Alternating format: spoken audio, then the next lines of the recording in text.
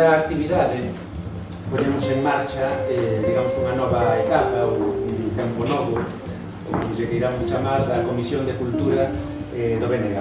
A precariedade é o elemento definitorio do sistema cultural galego neste momento.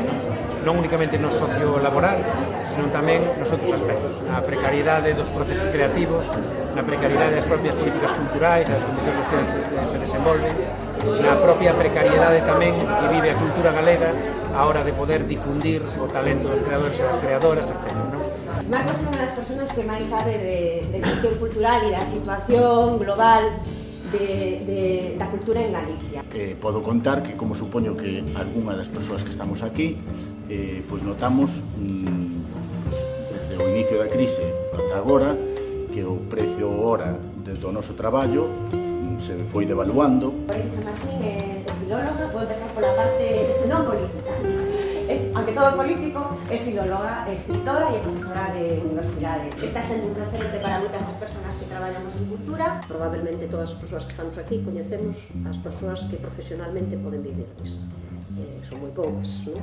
Moi poucas. Coñecémolas nos distintos ámbitos, xa na literatura, na música, no teatro e tal. Ao final, ás veces, encontrámonos eu mesma, pois falando con xente nova que che ven preguntar e tal, bueno, quero dedicarme a isto profesionalmente ou podo facer unhas oposicións, fai as oposicións e tamén compatibiliza. Primeiro, garante o teu traballo.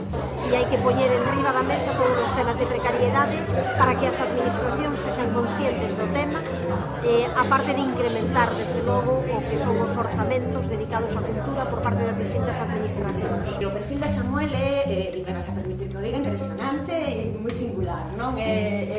Dedícase profesionalmente na traducción, non?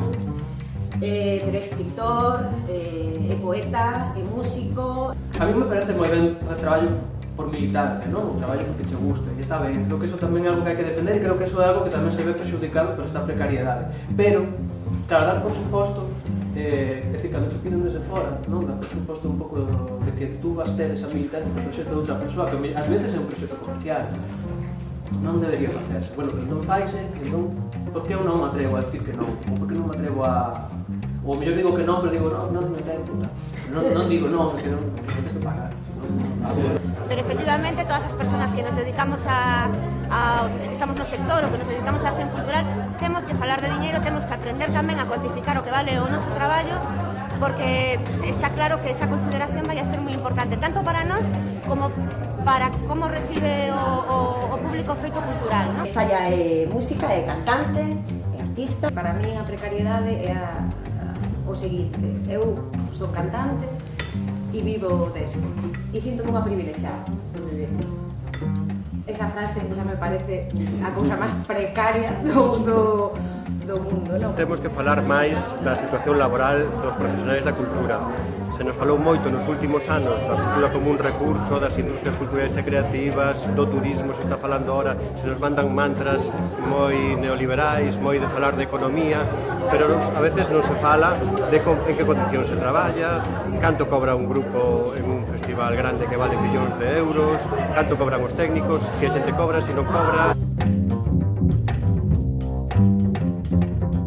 Pode manter algo tan importante para o conxunto do país como é a súa cultura e os sectores culturais que a desenvolven e que fan que se manifesten múltiples expresións que poidan seguir manténdose nunha situación de absoluta exclusión social en moitos casos, porque a precariedade chega a uns niveis, creo que o vimos hoxe, donde se atopan nunha situación de práctica exclusión social.